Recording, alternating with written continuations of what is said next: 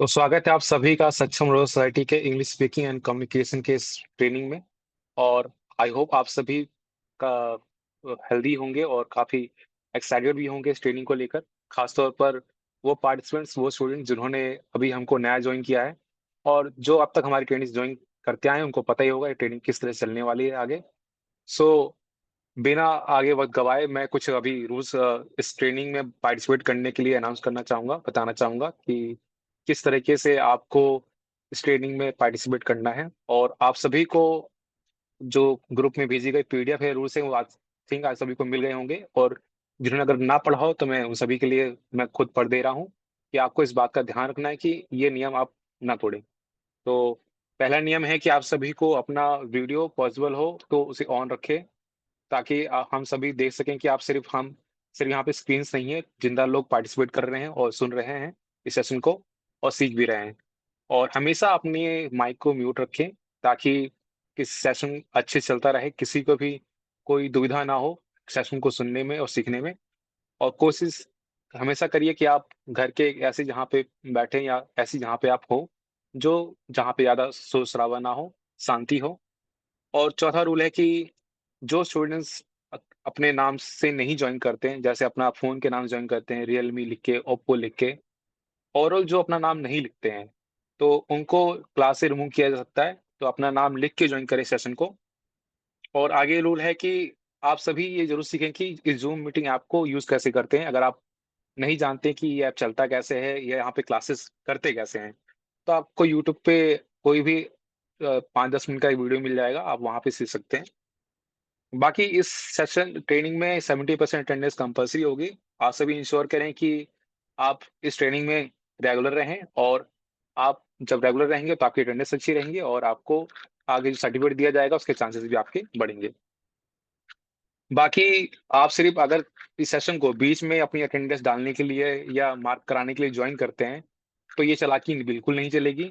इस ट्रेनिंग में हमारे काफी वॉलंटियर्स हैं जो आप सभी पर नजर रखेंगे कि कौन रोजाना डेली ज्वाइन कर रहा है, कौन बीच में आके से अटेंडेंस ड्रॉप करके चला जा रहा है, ये सभी देख रहे होंगे।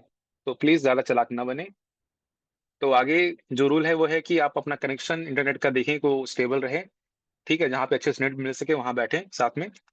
और अपने माइक्रोफोन, अपने कैमरा को टेस्ट कर लें, ताकि जब आपको बुलाया जाए, आपको क्वेश्चन पूछना हो तो आप दिखें और आपकी आवाज भी हम तक पहुंच सके। और सेशन को हमेशा 10 मिनट पहले ज्वाइन करें, ताकि कोई भी इशू आता है आपको ज्वाइन करने में, सेशन को लेने में, तो वो रिजोल्व हो सके। और उसके बाद मैं शायद सुन नहीं पाऊंगा या मेरा ध्यान इस ट्रेनिंग को कंडक्ट कराने में रहेगा, तो फिर वो पॉसिबल हो नहीं पाएगा आपकी हेल्प करना। तो इसलिए ये रूल रखा गया है। बाकी जो आप कोशिश करें कि आप हेडफोन लगाएं, ठीक है, ताकि बैकग्राउंड नॉइज ना आए, ठीक है, और अच्छे सेशन को सुन सकें। बाकी आपको चैट फंक्शन नीचे दिखेंगे, आप क्लिक करेंगे तो आपको चैट दिखेगा। तो वहां पे आप अपने क्वेश्चंस पूछ सकते हैं, वहां से हम अटेंडेंस भी लेंगे, वो मैं आपको बताऊंगा आगे कैसे होगा वो काम। और अगर आपको कोई क्वेश्चन हो, जब आपको ये मौका दिया जाए कि आप क्वेश्चन पूछें, तो प्लीज अपना हैंड रेज करें। यहाँ पे रिएक्शन में हैंड रेज का भी ऑप्शन है, ठीक है, आप वो रेज कर सकते हैं, ठीक है, ताकि आपके क्वेश्चन को देख के से पूछा जाए, आप उसका जवाब दें। और जब आप ये क्वेश्चन पूछें तो प्लीज अपना नाम और आप कहाँ से बोल रहे हैं ये जरूर बताएं।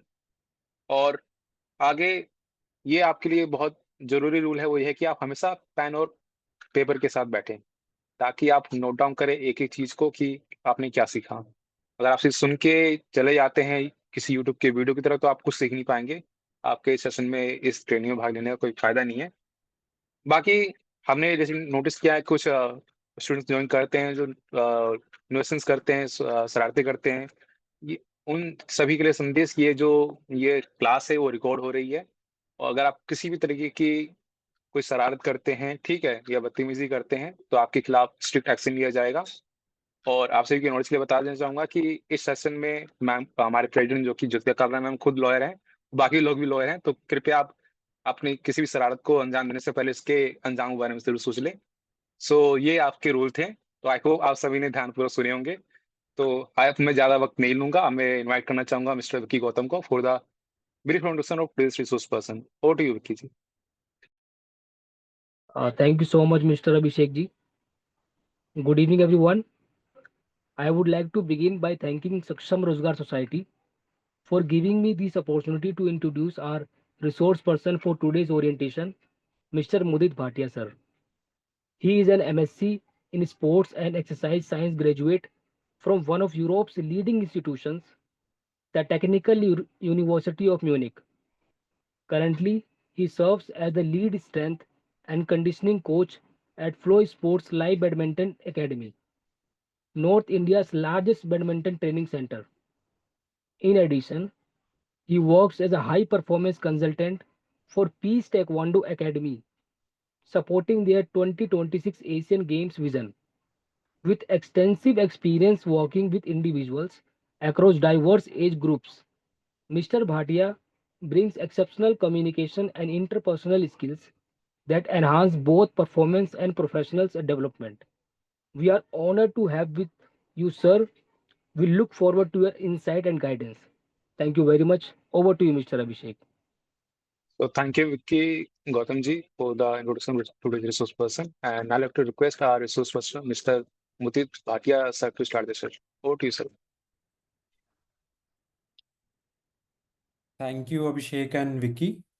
And first of all, I would like to say hello, everyone, and a big thank you to Jyotika ma'am for giving me this opportunity. And तो मेरे को जब मैम का फ़ोन आया और मैम ने बताया कि आपको कम्युनिकेशन के बारे में बात करनी है, तो मुझे हंसी आई थी। सबसे पहले मैं उस समय मैम के आगे नहीं हंसा, पर मैं अपने मन में बहुत हंसा था, क्योंकि मैं वो लड़का था जिसकी बॉस ने उसको पॉइंट आउट करा था, जिसके दोस्तों ने उसको पॉइंट आउट करा था, जो शायद कहीं पे टैलेंट होने के बावजूद अपने करियर में आगे नहीं बढ़ पा रहा था। तो और मैं वहाँ से देख रहा हूँ कि और सारा रीज़न वहाँ पे कम्युनिकेशन ही चल रहा था। और मैं वहाँ से देख रहा हूँ कि शायद मैंने कुछ तो सुधार किया होगा अपने में, कि मेरे को मैम को मेरा पॉडकास्ट अच्छा लगा और मैम ने मुझे ऐसी अपॉर्चुनिटी दी। फिलहाल मेरा जो काम है पूरा ही कम्युनिकेशन का है। मैं दिन में 150 से 200 लोगों से बातचीत कर रहा होता हूँ। तो मैं थोड़ा थोड़ा शुरुआत करूँगा अपने बैकग्राउंड से, और इसके साथ साथ मैं अभिषेक जी से रिक्वेस्ट करूँगा, may be in some time अगर हम स्क्रीन शेयर पे जो स्केड्यूल है हमारा वो लगा दें। मैं बता दूंगा तो आप वो लगा देंगे तो बेटर हो जाएगा। ठीक है सर, आपके इंस्ट्रक्शन पे लगा देंगे। Okay, thank you. हाँ, तो तो मैं इसको थोड़ा सा बस एक सबसे पहले तो अपने बारे में थोड़ा और बताऊंगा। बहुत लोगों के लिए मेरी डिग्री, मेरा काम बहुत नया होता है, बहुत लोग अभी जानते नहीं हैं, और शायद से आपको एक अलग करियर अपॉर्चुनिटी भी दिख सकती है इस फील्ड में, क्योंकि इंडिया इस चीज़ का एक बहुत ग्रोइंग मार्केट है फिलहाल। तो मैं एथलीट्स के साथ काम करता हूँ। एक एथलीट के साथ एक उसका कोच होता है, और उसके साथ एक बहुत बड़ी टीम लगी होती है। वो टीम उसको मदद करती है आगे हाई परफॉर्मेंस लाने में। जो हाई परफॉर्मेंस हम वर्ड बोलते हैं, जैसे अभी कल ही Indian women's team cricket World Cup जीती है, तो वहाँ बहुत सारे लोग लगे हुए होते हैं, बहुत कुछ चल रहा होता है। आपने खाना क्या है, आपने जिम में क्या करना है, क्या आप उस ट्रेनिंग से रिकवर कर पा रहे हैं या नहीं। तो इस सब के लिए कई सारे लोग चाहिए होते हैं, और उनमें से एक उस टीम का पार्ट मैं होता हूँ। तो ये कहानी मैं पीछे लेके जा रहा हूँ 2015-16 के आसपास, जहाँ पे मैं अपनी क्लास 12th पास कर रहा था। और जैसा कि हिंदुस्तान की एक रीत चली आती है कि आप अगर नॉन मेडिकल के स्टूडेंट हैं, साइंस के स्टूडेंट हैं, तो आप बीटेक की तैयारी करेंगे। तो मेरा भी वही चल रहा था, और साथ में मेरा इंटरेस्ट डिफेंस की तरफ था, तो मैं एनडीए की प्रिपरेशन कर रहा था, नेशनल डिफेंस एकेडमी। वो करते करते मैं स्पोर्ट्स में भी था। तो मैंने स्कूल में फिज़िकल एजुकेशन पढ़ी 11th-12th में, मेरे 5वें सब्जेक्ट के तौर पे, और वहाँ से मुझे इस सब लाइन में इंटरेस्ट आया। तो मैंने फिर थोड़ा थोड़ा एक्सप्लोर करा, और मैंने bachelors in physical education join करी दिल्ली यूनिवर्सिटी से। और वहाँ से फिर मेरी ये सारी जर्नी शुरू होती है। और कॉलेज में क्या होता है, आप एक 18-19 साल के लड़के हैं या लड़की हैं, मतलब मैं लड़का तो आप में से जो आप में से कई लोग शायद इस एज ग्रुप के होंगे। उस समय ना आपको लगता है कि मैं ही कर दूंगा सब कुछ, मेरे को सब आता है, मैं ही कर दूंगा। और इस थॉट प्रोसेस से ना कई बारी आपका कम्युनिकेशन गलत हो जाता है। तो अब आप लोगों का क्वेश्चन सबसे पहला यहाँ पे ये आना चाहिए, कम्युनिकेशन होता क्या है। मैं बार बार, या हम सारे यहाँ पे इस वर्ड को कहे जा रहे हैं, तो हम पहले ये जाने कि कम्युनिकेशन होता क्या है। एक माध्यम से एक ए पॉइंट से बी पॉइंट तक कोई मैसेज पहुंचाना किसी माध्यम के थ्रू, किसी माध्यम को यूज करते हुए, वो है हमारा कम्युनिकेशन, बहुत ही सरल भाषा में। इसकी टेक्निकलिटीज और होती हैं जो कि आप आने वाली क्लासेस में जानेंगे, पर इसको बिल्कुल इजी में समझे अगर हम, तो ये जब मैं आया नया नया कॉलेज में, मेरे साथ मतलब मेरे में वो एनर्जी थी, मेरे में वो उत्साह उत्तेजना थी कि मैं करूँगा, मैं ये भी कर दूंगा, मैं वो भी कर दूंगा, हाँ मुझे आता है। तो मेरे साथ कुछ कुछ ऐसे इंसिडेंट हुए। जैसे मैं जब अपने सेकंड ईयर में था, तो जो मेरा वाइवा लेने एक्सटर्नल आई थी, मैंने उन्हीं को ही किसी पॉइंट पे डिबेट करके उन्हीं को ही गलत साबित करने पे मैं चला गया। अब उस समय मुझे ऐसा लगा मैंने कोई जंग जीत ली, पर वो जब आज मैं 7-8 साल बाद उस चीज़ को पीछे मुड़ के देखता हूँ, क्योंकि मेरा उस सब्जेक्ट में ग्रेड बड़ा ख़राब आया था, तो वो जंग जीती नहीं थी। इनफैक्ट वो जंग लड़ने वाली ही नहीं थी। जो गलती मुझे आज बड़े होके समझ आई कि हर जंग, अपनी जंग ही चुनना सबसे वाइज काम है, कि मुझे कौन सी जंग लड़नी है और कौन सी नहीं लड़नी। वहां पे शायद मैं चुपचाप मान लेता, या एक आध बारी डिबेट करके मैं पीछे भी आ जाता, मेरा ग्रेड भी सही हो जाता, things would have been different. तो ये मेरा पहला एक वाक्य था या इंस्टेंस था जहाँ पे मुझे रियलाइज़ हुआ कि मैं अपनी बातें कैसे रख रहा हूँ, किसके आगे रख रहा हूँ, कहाँ रख रहा हूँ, वो बहुत मैटर करता है। शायद से वो प्रोफेसर अगर मुझे पढ़ा रही होती और मैं क्लास में ही उस बात को काउंटर करता, तो चीज़ें अलग होती। तो ऐसे ऐसे मेरी लाइफ की लर्निंग्स थोड़ी आगे बढ़ती रही। ऐसा ही थोड़ा सिमिलर वाक्य मेरे थर्ड ईयर में हुआ कि मैं अपने कॉलेज की एनसीसी लीड करता था, नेशनल कैडेट कोर, अगर आप में से किसी को पता हो उसके बारे में। तो वहाँ पे मैं मेरठ में था, आर्मी अटैचमेंट कैंप में, और मैंने उस कैंप में जो कमांडिंग ऑफिसर थे हमारे, लेफ्टिनेंट कर्नल थे वो, मैं पूरी एक भरी एक सभा बोलूँगा उसे, उसी में ही उनको काउंटर करने चला गया था। फिर से वो नया नया जोश कि मेरे को चीज़ें पता है। तो वहाँ पे उन्होंने ठीक है बात दबा दी, मेरे को बिठा दिया और वो सब हुआ। तो यहाँ से मेरी ऐसी लर्निंग्स है कि मुझे कहाँ किसके आगे बोलना भी चाहिए या नहीं बोलना चाहिए। हर बैटल नहीं है मेरे उठाने की, मतलब लड़ने की। इसके थोड़ा आगे बढ़ने से पहले अभिषेक जी से मैं रिक्वेस्ट करूंगा अगर वो स्केड्यूल यहाँ पे साथ में स्क्रीन शेयर कर दें। I am just sharing sir. Thank you.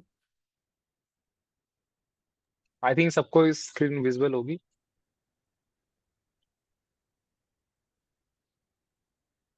तो इतनी सारी जो मैंने कहानी बताई अभी, अभिषेक वो कर सकते हो अगर तुम, क्या फुल स्क्रीन टाइप?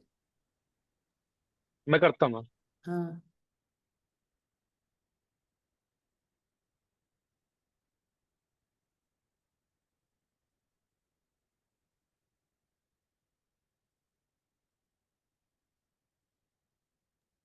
सर आप प्लीज कंटिन्यू करें। Okay thank you. तो मैंने इतनी सारी जो कहानी बताई, इसमें आपके सामने जो एक लिस्ट है, आप तीसरे नंबर पे देखिए, आपको लिखा हुआ दिखेगा लिसनिंग स्किल्स। तो जो मेरी सेकंड लर्निंग आई वो ये थी कि मुझे सुनना ज़्यादा है अगर मुझे बेहतर बनना है जीवन में। और फिर अगला स्टेप आया कि सुनने का भी तरीका है। सुनने के भी कई तरीके होते हैं। सिर्फ सुनना एक होता है, आप सिर्फ उसकी बात सुन रहे हैं, एक होता है सुन के उस बात को समझ रहे हैं, उस चीज़ को आप आगे अपनी लाइफ में यूज़ कर रहे हैं। तो वो लिसनिंग स्किल्स का मेरा अगला लर्निंग रहा कि मेरे को अपने से जो लोग मेरे से ऊंचे ओहदे पर हैं, उम्र में बड़े हैं, मेरे से ज़्यादा एक्सपीरियंस रखते हैं, मुझे उनको भी सुनना है। मुझे हमेशा अपनी ही बात नहीं कहते रहना। इसकी मैं सब ये क्यों रिलेट कर रहा हूँ और आगे भी ऐसे इस स्केड्यूल के साथ करूँगा कि आपको पता लगे कि जो जो टॉपिक्स इस पूरे कोर्स में आपके लिए सेलेक्ट किए गए हैं वो कैसे आपको मदद कर सकते हैं मेरे एक्सपीरियंस के थ्रू। तो पहला टॉपिक जो मैंने यहाँ पे उठाया कि लिसनिंग स्किल्स। फिर इसके साथ जो दूसरा पार्ट आता है वर्बल नॉन वर्बल। अब वर्बल तो आपका हो गया, मैं अभी आप लोगों से बातचीत कर रहा हूँ, लेकिन बहुत सारे नॉन वर्बल कम्युनिकेशन स्किल्स भी होते हैं। ये देखो मैं मैं अपना चेहरा। मैं अपने हाथ कैसे इस्तेमाल कर रहा हूँ। मैं आपको आके, मान लीजिए आप कल को कहीं शॉप पर है, किसी दुकान पर काम करते हैं, आपके पास कस्टमर आता है, आप कस्टमर को गुड मॉर्निंग तो बोल रहे हैं ताकि वो आपसे खुश हो जाएं, लेकिन चेहरा ऐसा है कि जैसे अभी पता नहीं घर पे लड़ाई होके आए हो, तो वो बेचारे को भी गुड मॉर्निंग अच्छा नहीं लगेगा ना आपका। तो वहाँ पे वो आपके नॉन वर्बल, आपके एक्सप्रेशन कैसे जा रहे हैं, हैंड मूवमेंट्स क्या चल रही है, आप कहाँ देख के बात कर रहे हैं, ये कई सारी चीज़ें होती हैं जो कि आपके बात को पहुंचाने का जो महत्व है वो कहीं ज़्यादा बढ़ा देती है। तो यहाँ से ये मेरे थर्ड ईयर की कहानी है। और इसी के ही कुछ महीने बाद थर्ड ईयर में एक मेरे को, मैं बोलूँगा सौभाग्य होता है, God bless his soul, that person is no more, Covid में ही पास्ड अवे। सो ये सर आईआईएम अहमदाबाद के पास आउट थे और ये स्पेसिफिकली सीवी मेकिंग पे वर्कशॉप्स करते थे फ्री ऑफ कॉस्ट। और इनका specialization, if I remember correctly, HR से रिलेटेड था। तो मेरा दिमाग थोड़ा सा खटका कि सो उन्होंने ही एक बात बोली थी, मैंने 2 लाख से ज़्यादा सीवी देखी हैं अपने 15-20 साल के करियर में। मैंने कहा मतलब इस इंसान को आपका रिज्यूमे सीवी बनाना तो मतलब इससे बेहतर किसे आता होगा। उस समय तो मुझे यही लगा, शायद आज भी यही लगता है। तो मैं उनके पास गया और मैंने उनसे पहले सीखा कि सीवी बनाते कैसे हैं। उससे पहले मुझे सिर्फ एक बेसिक तरीका आता था। फिर मैंने वो सीवी बनाई, उनको भेजी, उनसे करेक्ट करवाई। ये भी एक फॉर्म ऑफ कम्युनिकेशन है, मैं इसलिए इतना डिटेल्स में जा रहा हूँ। अगर कोई इंसान आपको कुछ सिखाने का मौका दे रहा है या आपको उनसे सीखने का मौका मिल रहा है, तो हमेशा इस चीज़ को टू वे रखें, दो दो तरफा। आप उनसे बार बार टच में रहे, बातचीत में रहे, उनसे अपने सवाल पूछें। मैं पढ़ाता भी हूँ अपने काम के साथ साथ, हर वीकेंड में सैटरडे संडे को मैं क्लासेस लेता हूँ। तो मैं वहाँ पे, मेरा बड़ा सिंपल रूल है कि अगर आप सवाल नहीं पूछ सकते तो आप अच्छे स्टूडेंट नहीं हैं। तो मैं उनसे पूछा, मैंने 4-5 बारी थोड़ा सा उन्हें परेशान किया और अपनी सीवी ठीक करवाई। उस सीवी का रिजल्ट ये हुआ कि इंडिया की, सो जो जिस फील्ड में मैं हूँ, मैंने स्पोर्ट्स साइंस की बात शुरुआत में करी, ये पिछले 3-4 साल में ही थोड़ी मतलब बूम करी है, जैसे मैं बोलूँगा, इसमें अपॉर्चुनिटीज़ पिछले 3-4 साल में आई हैं, उससे पहले नहीं थी। तो ये बात है 2020 की। उस समय इंडिया की जो पहली प्राइवेट स्पोर्ट्स साइंस लैब थी, वहाँ पे मैंने अपना सीवी डाल दिया। और जो जॉब वहाँ पे निकली हुई थी, मैं उस जॉब के लिए एलिजिबल भी नहीं था, मेरा क्वालिफिकेशन और एक्सपीरियंस लेवल मैच नहीं करता था। लेकिन मुझे उनके डायरेक्टर से कॉल आता है। तो उन्होंने कॉल पे पहले मेरा समझा, मेरा बैकग्राउंड क्या है, क्या मैंने करा है, वो सब चीज़ें। फिर उन्होंने मुझे अपने ऑफिस बुला लिया। तो मैं गया, काफ़ी बातचीत हुई, सारा जो भी हमारा टेक्निकल होता है फील्ड का। फिर उन्होंने मुझे एक बात कही, कहते कि देखो मुझे भी पता है कि तुम इस जॉब के लिए अभी एलिजिबल नहीं हो, तुम्हें अभी और भी कई चीज़ें करनी पड़ेंगी इस जॉब के लायक बनने के लिए। लेकिन मैं जानना चाहता था कि माइक खुद सर पर आइएगा कि बकचोदी की। प्लीज़ म्यूट या। तो अभिषेक, उन्होंने, मोदित भाटिया जी को आप पिन कर दो जब मैम स्क्रीन के समय सिर्फ ओके प्रेजेंटेशन दिखेगा, मैं फिर भी चेंज कर ठीक देता ठीक हूँ कहते हैं तो। ठीक ओके। सर प्लीज आप कंटिन्यू कर सकते हैं। ओके। हाँ जी। तो मैं डायरेक्टर के पास था, तो डायरेक्टर ने कहा कि मेरे को सिर्फ ये जानना था कि इस तरीके से सीवी और ऐसी प्रोफाइल लेके कौन आ गया। ऐसे तो इस फील्ड में लोग ही नहीं मिलते मुझे। तो इवन मैं अंडर क्वालिफाइड था जॉब के लिए, मैंने एक अपना इम्प्रेशन छोड़ दिया। तो ये बात मैं आपसे बता रहा हूँ 2020 मार्च की, 3 मार्च, मुझे आज भी डेट याद है क्योंकि उस दिन मेरे कॉलेज का फेस्ट हो रहा था और मैं वहाँ डायरेक्टर के ऑफिस में बैठा हुआ था फेस्ट छोड़ के। तो ठीक है, तो मैंने उनसे इतनी रिक्वेस्ट कर ली कि सर अभी समर वेकेशंस आएंगी तो मुझे आप एक इंटर्नशिप ही दे दीजिए। उन्होंने अग्री कर लिया। तो मुझे एक पहला ब्रेक मिला उस समय। लेकिन किस्मत ऐसी थी कि 3 मार्च 2020, तो आप अगर थोड़ा सा पीछे जाएंगे आपको याद आएगा कि कोविड नाम की एक चीज़ आई थी मार्च 2020 में। तो वो कोविड आया, तो वो इंटर्नशिप रह गई। वो इंटर्नशिप मुझे बाद में जाके मिली अक्टूबर के आसपास। और वो भी ऑनलाइन थी, कुछ और तरीके से थी, वो जो प्लान्ड था वैसा नहीं था। फिर मैंने वो करी। वो इंटर्नशिप ख़त्म हो गई, ठीक है, वो टाइम ख़त्म हो गया। उसके अगले साल मार्च 2021 फिर से वहाँ जॉब निकली। इतने में मेरी मास्टर्स ख़त्म हो गई थी।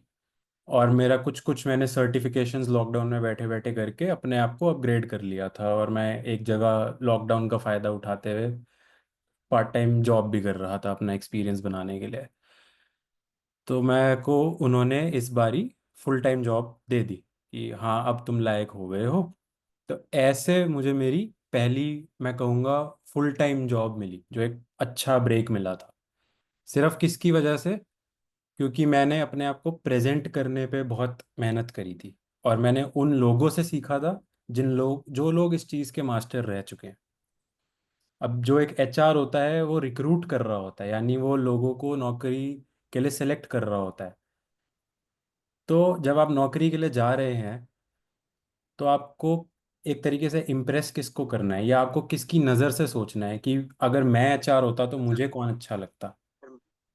इसीलिए मैंने उनसे सीखने का डिसीजन बनाया। अब मैं इस जॉब में आ गया। मैं assistant strength and conditioning coach था वहाँ पे उस समय। और जो मेरी head strength and conditioning coach थी, मेरी उनसे काफ़ी अच्छी एक रिलेशन बना, हम दोनों का माइंडसेट मैच करता था। तो वो मुझे ना कई कई बातें फीडबैक देती रहती थी, मुझे सिखाती रहती थी, बहुत कुछ मुझे उनसे सीखने को मिला। तो मेरा अभी भी वो एटीट्यूड तो नहीं गया था कि मुझे तो आता है।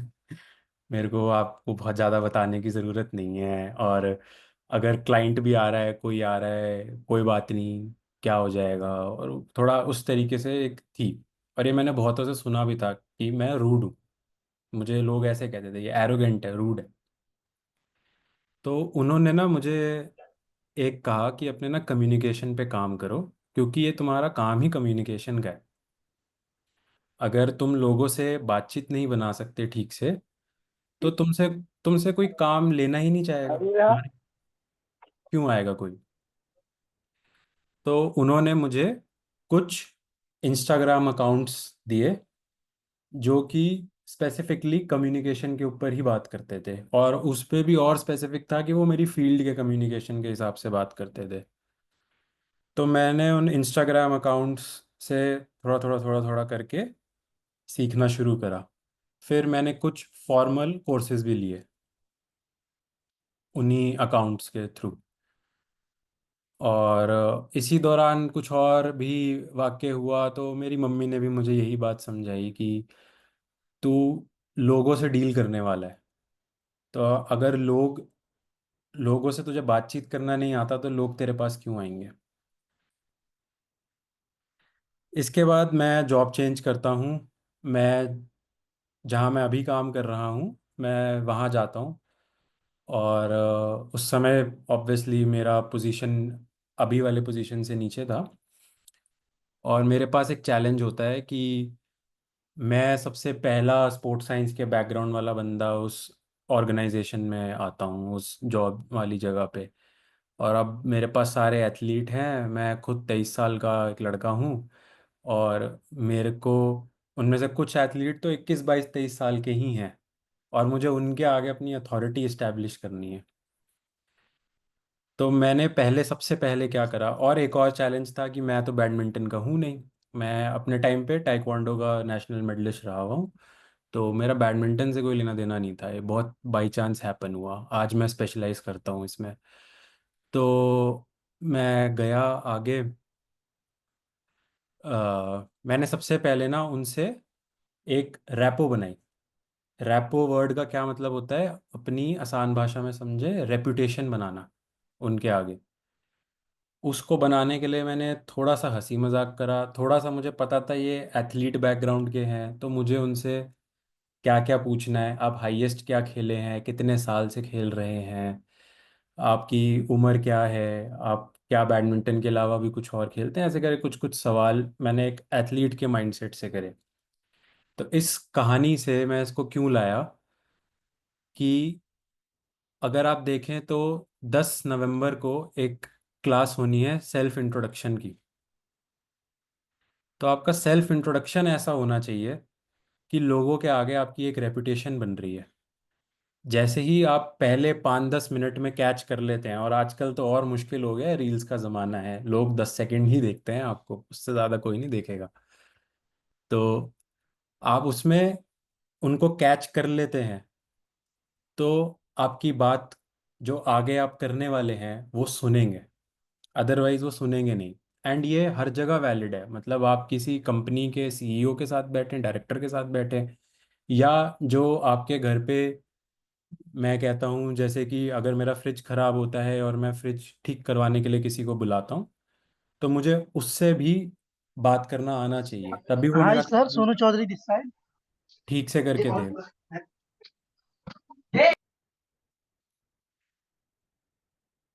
जी। हम्म। तो मैंने फिर उनके आगे रेपो बनाई। मैं कहीं कहीं देर उनके साथ बैठा करता था, उनकी बातें सुना करता था, उनके माइंडसेट से आता था। मेरी एक बहुत बड़ी लर्निंग हुई कि तुम अच्छे ट्रेनर तब बनोगे, इससे नहीं बनोगे कि तुम्हें कितना अच्छा ट्रेनिंग मेथड आता है। क्या तुम्हें ये पता है कि लेटेस्ट टीवी सीरीज कौन सी चल रही है? क्योंकि तुम्हारे पास बात करने के लिए कुछ रीज़न है, आपकी टेक्निकल बातों के अलावा। तो आप में से कई लोग कहीं कहीं अलग अलग बैकग्राउंड के होंगे, जो भी अपनी जॉब बिजनेस में जाएंगे, आपको ये देखना होगा कि क्या एक कंफर्टेबल पोजीशन लाने के लिए क्या मुझे पता है उनके कल्चर के बारे में, उनके स्वभाव के बारे में, वो क्या चीज़ें पसंद नापसंद करते हैं। तो ये वहाँ पे मेरी पहली लर्निंग बनी कि अच्छा, थोड़ा बहुत ना नेटफ्लिक्स भी देख लिया करूँ। क्योंकि बच्चे कई बार ऐसी बातें करते थे, आपने ये वाले टीवी शो देखा नहीं देखा, मुझे शौक नहीं है, मेरे को देखा ही नहीं होता था, तो मैं उनके लिए बोरिंग बन जाता था। तो जब यहाँ से मैं आगे बढ़ा, ये एक एस्पेक्ट आया कि जो मुझे एथलीट के ऊपर इम्प्रेशन बनाना था। दूसरा एस्पेक्ट आया कि मेरे वहाँ कोचेस थे, मेरे वहाँ मेरे डायरेक्टर थे, मैनेजमेंट थी। अब मुझे उनके आगे भी अपना काम प्रेजेंट करना है। वो लोग के साथ मैं एक मेल जोल बना के चलूँगा तो ही काम आगे बढ़ सकता है। इसको अब मैं फिर से रिलेट कर रहा हूँ, आप नीचे देखेंगे तो 13 नवंबर की क्लास है, वर्क प्लेस कॉन्वर्जेशन। यानी कि आपके वर्क प्लेस जहाँ पे आप काम करते हैं, भले ही आपका बिजनेस हो, सेल्फ एम्प्लॉयड हो, या आप कहीं जॉब कर रहे हैं, वहाँ पे अलग अलग ओहदे के लोग आपको मिलेंगे। उनसे आपने कैसे बात करनी है। अब स्पोर्ट्स में, हमारे स्पोर्ट्स साइंस वालों में बहुत बड़ा एक कंप्लेंट रहता है, क्योंकि मैं स्पोर्ट्स साइंस प्रोफेशनल्स को सर्टिफिकेशंस कराता हूँ, तो मैं रोज़ रोज़ उनकी भी कंप्लेंट सुन रहा होता हूँ कि सर, जो स्पोर्ट कोच होता है ना, वो तो हमारी बात नहीं सुनता, उसने तो ज़्यादा साइंस वाइंस पढ़ी नहीं होती है। पहले मैं भी ऐसा सोचता था, फिर मैं थोड़ा सा गहराई में गया।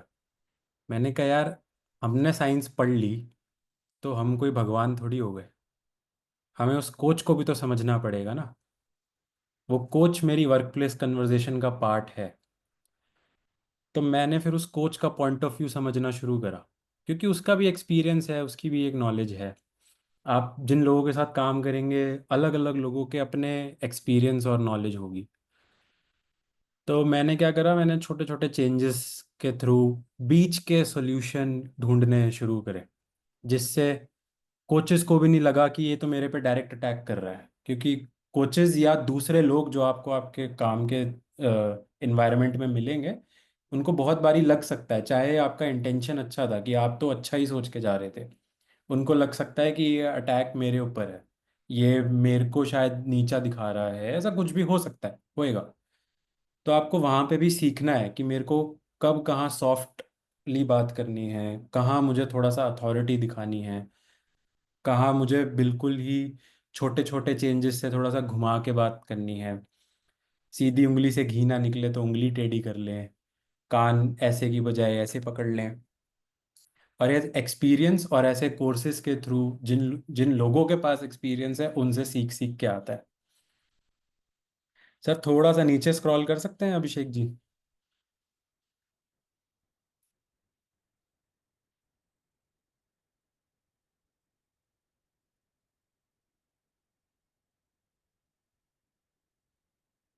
जी, थैंक यू।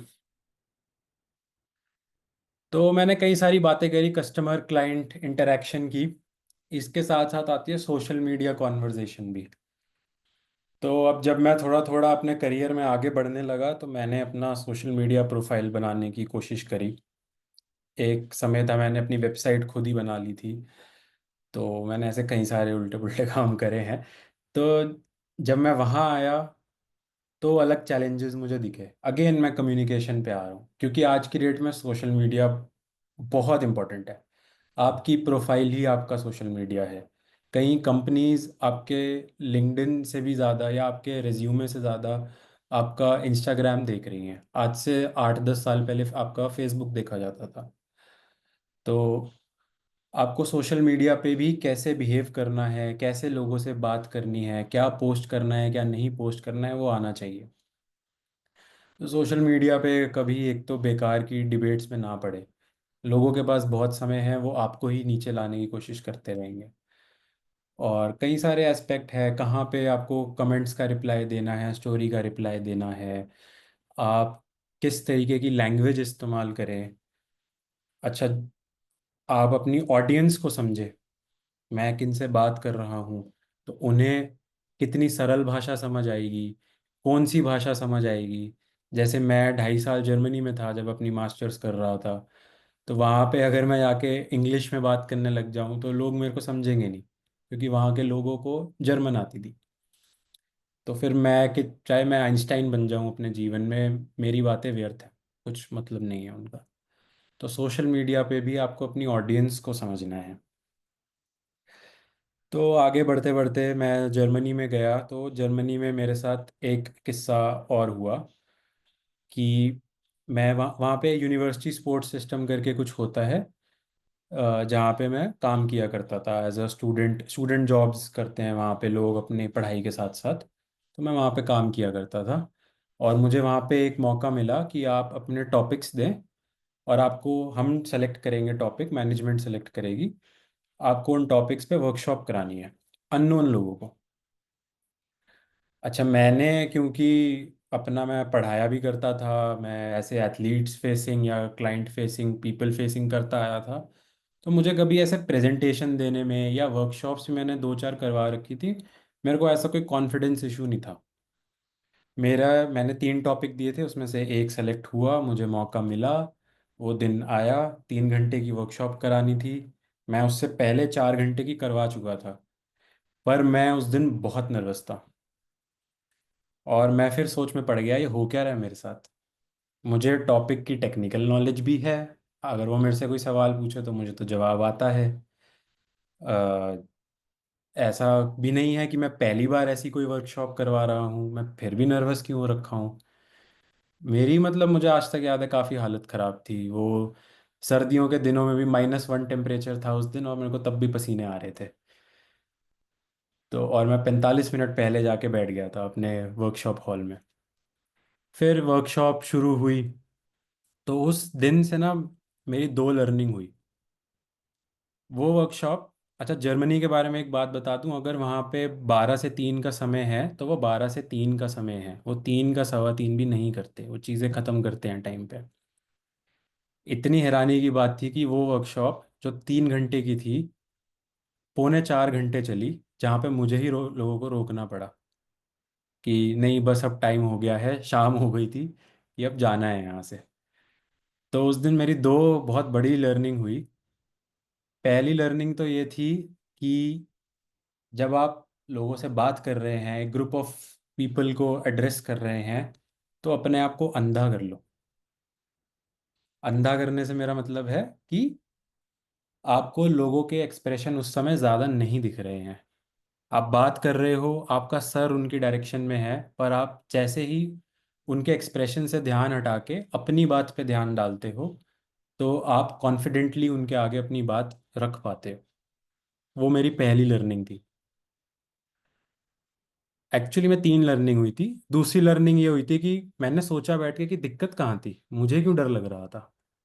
मेरा डर था कि मैं पहली बारी वाइट, वहाँ पे मतलब जो वो रेस होती है जर्मन्स की, तो मैं गोरे लोगों के सामने या इंटरनेशनल क्राउड के आगे पहली बारी ऐसे कुछ प्रेजेंटेशन देने वाला था। क्लास प्रेजेंटेशन अलग चीज़ होती है, लेकिन यहाँ पे ये पेड था, वो लोग पे करके आए हुए थे। तो फिर मुझे रियलाइज़ हुआ कि जो लोग आपके सामने हैं, आप उनसे भी प्रभावित होकर कई बारी अपना कॉन्फिडेंस लूज कर सकते हैं। हो सकता है कल को मैं अपने स्टार्टअप के लिए फंडिंग लेने जाऊं और वहाँ पे चार कंपनी के सीईओ बैठे हैं, वो जो कंपनी के ओनर है, बिजनेस ओनर है, वो बैठे हैं। तो मैं तो पहले ही सोच में पड़ जाऊं, यार मैं तो 50 लाख का हूँ, ये लोग तो 3-3 करोड़ की कंपनियां चला रहे हैं, तो मेरे से बहुत बड़े हैं और वो है। तो जो बात मैं कहना भी चाहता था मेरी वो भी डाउन हो जाएगी। तो मेरे को अपने आप को थोड़ा ब्लाइंड करना पड़ता है, या करना पड़ा उस दिन। ये ट्रिक मेरे लिए काम करी है उसके बाद से अभी तक, कि ठीक है मैं अपना मैसेज देने आया हूँ यहाँ पे। फिर जो तीसरी लर्निंग की मैंने बात करी, और ये मैं थोड़ा सा पहले भी रिलेट कर चुका हूँ, अपनी ऑडियंस को समझो। जिसके आगे आप बात करने वाले हो उसको समझो। वहाँ पे मेरे पास एक सवाल उठ के आया। तो ये बात है पिछले साल नवंबर एंड की शायद, या यही वाले दिन थे, पिछले साल मैं जर्मनी में था इन्हीं दिनों।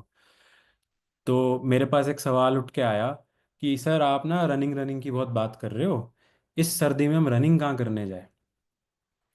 और मेरा शौक है रनिंग करना, मेरे लिए अच्छा दिन वही है, मैं सुबह उठ के अगर 10 किलोमीटर भाग आया तो मैं वहाँ पे, मेरे लिए तो जन्नत थी। मैं तो कि बर्फ़ गिरी हुई है, बर्फ़ में जाके 5 किलोमीटर 10 किलोमीटर भाग रहे हैं, सब कर रहे हैं।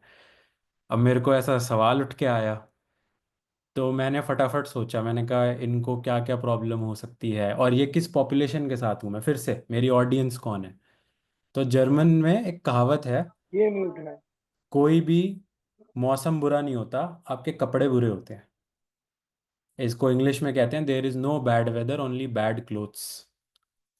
तो वो उनके कहने का तरीका है कि आप मौसम को ब्लेम मत करो अपनी खामियों के लिए, आपने उसके लिए तैयारी करनी है। ये उनका माइंडसेट है। तो मैं समझ गया, एक जर्मन ने ही सवाल Yes, sir, I पूछा। am here. Please mute yourself. तो एक जर्मन ने ही सवाल पूछा था, मैंने फटाफट ये लाइन मार दी। तो वो एकदम हुक हो गया कि अरे इसको कुछ पता है, इसको हमारे कल्चर के बारे में पता है, इसने कुछ बात अलग सी कर दी। फिर मैंने अपनी बात कह दी कि हाँ आप ऐसे ऐसे ड्रेसअप कर सकते हैं, आप इस तरीके से रनिंग से जाने से पहले ये चीज़ खा सकते हैं तो आपको ठंड कम लगेगी। आप अपने आप को ठंड से अडाप्ट कैसे कर सकते हैं। क्योंकि जब मैं भी वहाँ नया नया गया था तो मुझे मुश्किलें हुई थी, 3-4 बारी मैं बीमार भी पड़ा था, क्योंकि हम इंडियंस गर्म क्लाइमेट से आ जाते हैं। तो वो मैंने वो उस एक्सपीरियंस से लिया। और साथ में दूसरी लर्निंग ये हुई कि लाइफ में अलग अलग चीज़ें ट्राई करते रहो।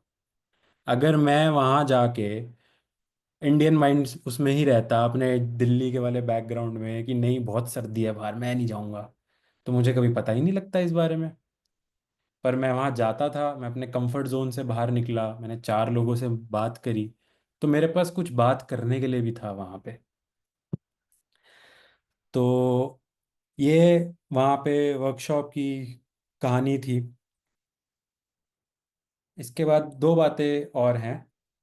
यहाँ से आप जो, अगेन मैं आ रहा हूँ कि आप कुछ समझ पा रहे होंगे, मुझे करियर में कहीं हेल्प मिली, मेरे पर्सनल रिलेशंस में कहीं हेल्प मिली। How to make CV resume आपको यहाँ पे लास्ट पॉइंट दिखेगा, मैंने उसके बारे में बताया, इम्पोर्टेंस क्या था।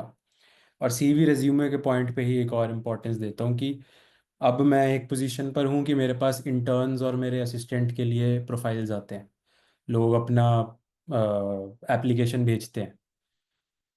तो बहुत बारी उन्होंने ईमेल कैसा लिखा है, इसी के बेस पे मेरा डिसीजन बन जाता है कि मुझे इस बंदे को इंटरव्यू के लिए बुलाना है नहीं बुलाना है। कल ही एक इंटर्न मेरे अंदर अपना ख़त्म करने वाला है इंटर्नशिप, और उसके कॉलेज में मैं गया था प्लेसमेंट्स के लिए, और 7 प्रोफाइल्स में से उसको मैंने सिर्फ इस बेसिस पे शॉर्टलिस्ट करा था कि उसने ईमेल ठीक से लिखा था। तो टेक्निकल बातें 19-20 रहती हैं, आप सीख जाओगे, वक्त के साथ सीख जाओगे। आप लोगों के पास तो और अच्छा ज़माना आ गया है कि चैट जीपीटी भी है, आप एआई के बारे में सीखो, चैट जीपीटी से हेल्प लो। मेरे टाइम पे नहीं था। आपके पास गूगल बाबा हैं, गूगल बाबा तो 15 साल से सबके पास हैं ही हैं। तो वो बातें आप कहीं से भी कभी भी सीख सकते हो, लेकिन ये बातें आना बहुत ज़रूरी है, ये आपको अलग बनाएंगी। 10 लोग आए हैं इंटरव्यू के लिए, तो आप कैसे अलग हो, आपको ये साबित करना होगा। तो ये एक रहता है कि आपके राइटिंग स्किल्स भी होने चाहिए, आपको रिपोर्ट्स बनानी आनी चाहिए। मेरे काम में जैसे काफ़ी सारी हम फिटनेस टेस्टिंग करते हैं, अगर आसान उसमें बताऊं तो, कि मैंने मान लो मेरा एथलीट कितने पुशअप कर सकता है 1 मिनट में, तो उस सब की एक रिपोर्ट बनानी पड़ती है और दिखाना पड़ता है कि मार्च से जुलाई में इम्प्रूवमेंट आई नहीं आई, क्या वो बेहतर हुआ नहीं हुआ। तो ये सब बनाना भी आना चाहिए। यही आपको अलग बनाएंगी, यही आपको एक 40,000 वाले इंसान से 50,000 वाला बनाएंगी। आखिरी बात इसको एंड करने के लिए, कि ये बहुत सारी टेक्निकल बातें आगे कोर्स में भी होंगी। मैंने सिर्फ कुछ कुछ एग्जाम्पल दिया आपको इन सब चीज़ों की इम्पोर्टेंस समझाने के लिए, कि टेक्निकल बातों के अलावा ना आपको खुद के साथ भी बैठना पड़ेगा, अगर आप चाहते हैं कि आपका अलग अलग सिचुएशंस में, अलग अलग स्थितियों में आपका कम्युनिकेशन अच्छा हो। जैसे मैं फ़िलहाल कोई भी ट्रेनिंग सेशन करा के आता हूँ, तो मैं 5 से 10 मिनट बैठ के रिव्यू करता हूँ। कई बार ये ऐसा होता है कि लोग मुझे बोलते हैं सर आपने बहुत अच्छा कराया, या मैंने रिसेंटली कहीं पे इंटरव्यू दिया था और मुझे उनकी मीडिया पीआर टीम ने आके फीडबैक दिया कि हमें बहुत ही अच्छा लगा आपका इंटरव्यू, और मैं बहुत दुखी था कि ये तो मैं बड़ा गलत कराया। जब मैं अपना रिव्यू ले रहा था तो मैं अपनी गलतियों को सोच रहा था, मैं इसको और बेहतर कैसे कर सकता था, इसको और क्या बोल सकता था, ये पॉइंट तो मैं मिस ही कर गया, मैं बोला ही नहीं। तो बार बार अब मैंने ये बात डायरेक्टर को बताई, हंस के बताई, कि मैंने थैंक यू बोला, उन्होंने मेरी तारीफ करी।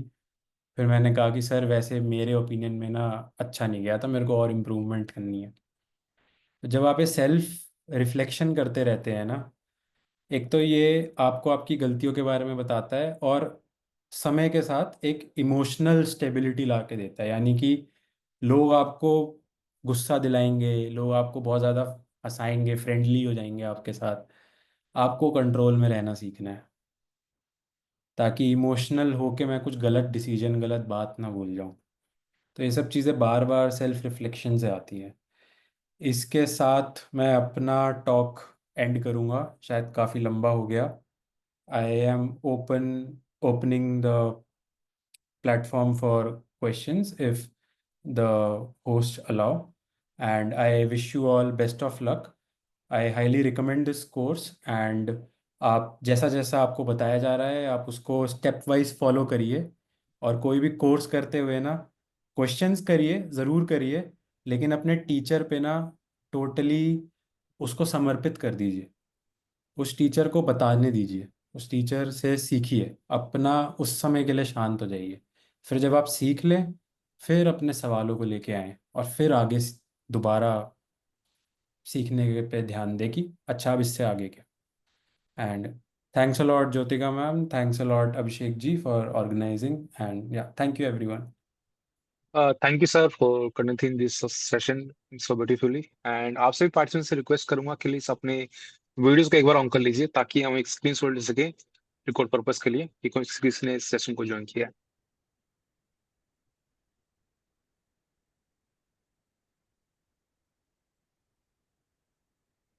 So thank you. और जैसा कि मैंने बताया था कि सभी की अटेंडेंस ली जाएगी, तो अटेंडेंस के लिए आपको अपना नाम लिखना है चैट बॉक्स में, और अपने नाम के पीछे अपने फोन नंबर से लास्ट के सिर्फ 3 डिजिट्स मेंशन करने हैं।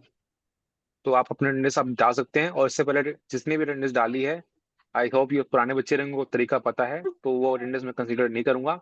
जो कि अभी टाइम हो रहा है 9:46, इसके बाद अटेंडेंस कंसीडर की जाएगी। So thank you. I'd like to invite our president, who is Supreme Court lawyer by profession and former member of National Human Rights Commission. Over to you, ma'am, please. या thank you अभिषेक। और मुदित, आप जब बोल रहे थे तो बिल्कुल ऐसा लग रहा था कि सुनते रहो सुनते रहो सुनते रहो। Thank मतलब you. योर कम्युनिकेशन वो सो इफेक्टिव, बिल्कुल जैसे स्टोरी टेलिंग होती है ना कि आप उसी में रम जाते हो। तो बहुत अच्छा लग रहा था, और कैसे आपने कोरिलेट किया इस सिलेबस के साथ। और जो हमारे स्टूडेंट्स हैं, मतलब आप सभी बच्चे अपने आप को मुदित के साथ मतलब अपने आप को मुदित के रूप में देख सकते हैं। मुदित, आपकी आयु कितनी है? 28. 28 में है। तो आप लोग 21-22 या बिल्कुल आपकी उम्र में 4-5 साल बड़े या छोटे होंगे मुदित। तो आप अपने आप को मुदित के साथ आइडियलाइज कर सकते हैं। अगर वो जिस तरह से बात कर रहे हो, और आपने अगर बात करने का उनका तरीका देखा, तो बहुत सहजता के साथ बात कर रहे थे। कोई उनको जल्दी नहीं है, कोई भागना नहीं है, बहुत सहजता के साथ, मतलब एक एक शब्द उनका स्पष्ट था, क्लियर था, और समझ में आता था। तो जैसे मुदत ने हमारे जितने टॉपिक्स, ये कोर्स जो कम्युनिकेशन और इंग्लिश स्पीकिंग का कोर्स है, हमारा मकसद ये है कि आप लोग इसका महत्व जाने। आपके क्लास में, आपके एग्जाम में जो आपके नंबर आते हैं, 80% आते हैं, 85% आते हैं, 90% आते हैं, वो कोई बाद में देखेगा। सबसे पहले वो ये देखेगा कि आप किस तरह से वहां जहाँ वर्क प्लेस पे आप अपनी नौकरी के लिए जाते हैं, कैसे आप अंदर आते हैं, कैसे आप उनको विश करते हैं, कैसे कॉन्फिडेंस के साथ आप बैठते हैं, उठते हैं। तो सक्षम रोजगार सोसाइटी का मकसद ही ये है कि जो पढ़ाई आपके स्कूल या कॉलेजेस में होती है वो आप कर रहे होंगे, पर हमारा मकसद ये है कि आप स्मार्ट बने, आप ऐसे प्रभावशाली बने कि जैसे मुदित ने बताया कि एक आपके ईमेल से अलग आप पहचाने जाएं कि हाँ भाई, इस व्यक्ति का ईमेल अलग है। जैसे उन्होंने सीवी बोला, तो सीवी, मुदित का कहना था कि मेरी जो पहली सिलेक्शन, जो मुझे पहली बार बुलाया गया, वो इसलिए बुलाया गया कि आप सीवी कैसा है, आपका सीवी बहुत बढ़िया है। और आज जो विक्की ने आपको, आज मुदित को इंट्रोड्यूस किया था, वो विक्की आपकी क्लास लेने वाले हैं अब, सीवी कैसे बनाया जाता है। और अभिषेक जो आज का होस्ट कर रहे हैं, वो आपको एक पूरी क्लास लेंगे कि किस तरह से आपकी कम्युनिकेशन, आपकी बातचीत। और जैसे मुदित ने भी जिक्र किया कि चैट जीपीटी है, तो वो सारे जो ऑनलाइन टूल्स हैं, चैट जीपीटी है, जीमेल है, या आपका व्हाट्सएप है, जो ऑनलाइन टूल्स हैं जिनकी मदद से आप अपनी भाषा को सुधार सकते हैं, उसके ऊपर भी हमारी एक क्लास रहेगी। और सुभाष मलिक जी जो इंटरनेशनल लेवल के ट्रेनर हैं as far as communication is concern, तो कल की जो हमारी क्लास रहेगी वो ये है कि इफेक्टिव कम्युनिकेशन कैसे बात करेंगे कि आपकी बात कम बात में, कम समय में आप ज्यादा, जैसे अभी मुदित ने भी बताया कि बहुत 10 सेकंड होते हैं आपके पास अपने आप को प्रस्तुत करने के लिए। तो पहला 10 सेकंड आपका कैसा हो, इफेक्टिव कम्युनिकेशन, उसकी क्लास रहेगी। और एक पॉजिटिव कम्युनिकेशन की भी क्लास है। वर्बल नॉन वर्बल तो बताया ही मुदित ने, और लिसनिंग स्किल्स भी बताया। तो किस तरह से बातचीत का जो पूरा आपका माध्यम है, उसको आप एंजॉय करें, उसको आपको अच्छा लगे, उसको उसको सुन के, वो बात करके आपकी पर्सनालिटी में पॉजिटिव वाइब्स आए, तो वो भी एक कम्युनिकेशन की क्लास रहेगी। कम्युनिकेशन का को हिंदी में कहें तो एक बातचीत, मतलब कहना, सुनना, और ये सब उसमें शामिल है। और एक हमारी क्लास जो सैटरडे को रहेगी, हाउ टू फेस इंटरव्यू, क्योंकि अभी मुदित ने भी वो सारी चीज़ें बताई कि जब आप जाते हैं तो आपके सिलेक्शन के लिए आप किस किस तरह से आपसे सवाल पूछे जाएंगे। तो वो हमारी क्लास रहेगी कि आप इंटरव्यू कैसे फेस करते हैं उसके लिए। और सभी जो अंग्रेजी की जो क्लासेस रहेंगी, जैसे सेल्फ इंट्रोडक्शन, तो उसके साथ असाइनमेंट रहेंगे। मुदित ने बताया कि आप वर्क प्लेस पे कन्वर्सेशन कैसी होगी, तो फैमिली और फ्रेंड्स के साथ आपकी कन्वर्सेशन कैसी है। जैसे मुदित ने बताया कि मैंने नेटफ्लिक्स देखना शुरू किया ताकि मैं इनफॉर्मल बातचीत कर सकूं। तो वो इनफॉर्मल बातचीत कैसी रहेगी, तो फैमिली और फ्रेंड्स के साथ बातचीत कैसी रहेगी, वो आप सीखेंगे। टेलीफोन पे कैसे बातचीत की जाती है, मोबाइल फोन पे कैसे बातचीत की, फोन पे कैसे बात करना शुरू करना होता है। सोचना है पहले फोन करने से पहले कि मैंने बात शुरू कैसे करनी है। ये नहीं कि फोन करके हेलो हेलो, हाँ जी, गुड मॉर्निंग, आपको मेरी आवाज आ रही है, आपको सुनाई दे रहा है, तो वो सामने वाला सुनना ही नहीं चाहेगा कि आप क्या बोलना चाहते हो। तो फोन मिलाना, किसको मिला रहे हो उससे पहले लिख लो कि मैं क्या बात करने वाला हूँ, कैसे बात करने वाला हूँ। सोच लो तो बहुत अच्छी बात है, पर बहुत अच्छी बात रहेगी कि आप लिख लो, क्योंकि आप सब लोग अभी लर्निंग स्टेज पे है। अगर वो भी सब जो, अगर आज 50 साल का या 60 साल का व्यक्ति भी फोन उठा के ही बोलता है, आपको सुनाई दे रहा है, मैं आपको जो बोल रहा हूँ आपको समझ में आ रहा है, तो ऐसी बोर बोर बातें करोगे तो बात बन नहीं पाएगी।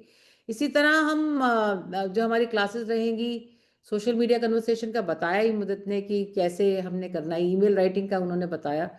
और एक जो वो बता रहे थे रिपोर्ट राइटिंग, मुदत जो आप बता रहे थे, वो हमारे इसमें डिस्क्राइबिंग अ सीन, मतलब किसी भी एक प्रोजेक्ट, किसी भी चीज को कैसे आप एक्सप्लेन करते हैं, तो वो भी क्लास हमारी रहेगी। और एक क्लास हमारी communication and career, career choices जो आपकी रहती है, किस कैरियर को आपको, आपने किस कैरियर में अपने जीवन में आगे बढ़ने के लिए, कमाने के लिए आपने किस पेशे में जाना है, तो उसमें कम्युनिकेशन का कैसा रोल रहता है, वो क्लासेस रहेंगी।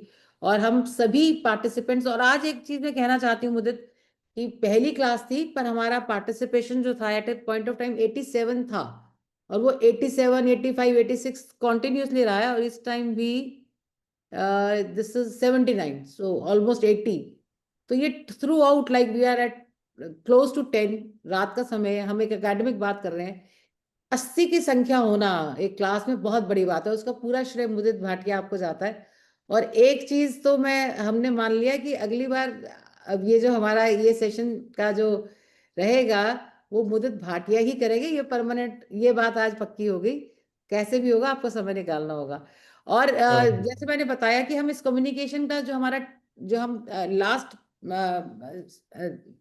वो रहेगा वीक, ऐसे ही आप लोग वीडियो आपसे बनवाएंगे, हम बताएंगे कैसे वीडियो बनाना है। आपकी वीडियोस हम 1-1 मिनट की वीडियो बना के और उसको चलाएंगे, मतलब वो क्लास का हमें रिजल्ट दिखना चाहिए कि कैसे आपकी कम्युनिकेशन इम्प्रूव हुई। और एक हमारे सक्षम रोजगार सोसाइटी का जो स्कॉलरशिप प्रोग्राम चलता है, उसमें एक ब्लाइंड है जिनको हम स्कॉलरशिप देते हैं, मनीष कुमार मिश्रा, दिल्ली यूनिवर्सिटी में ग्रेजुएशन कर रहे हैं, बहुत अच्छी अंग्रेजी बोलते हैं। तो मतलब हम सबको लगता है ना कि अंग्रेजी बोलना अमीरों का काम है, या अंग्रेजी बोलना तो जो पब्लिक स्कूल में पढ़ते हैं वो बोलते हैं, या बहुत इंटेलिजेंट लोग अंग्रेजी बोल पाते हैं। पर वो बात नहीं है। अगर आप मनीष के साथ, वो हमारी पूरा एक पॉडकास्ट फॉर्म में रहेगा, आप सुनेंगे तो आपको रियलाइज होगा कि अंग्रेजी बोलने की इच्छा चाहिए। अंग्रेजी बोल पाएंगे तो अंग्रेजी अ, आप बोलना चाहेंगे तो सीखेंगे भी और बोलेंगे भी। और इसी तरह सीवी बनाने का तो मुदित जी ने बताया ही आपको।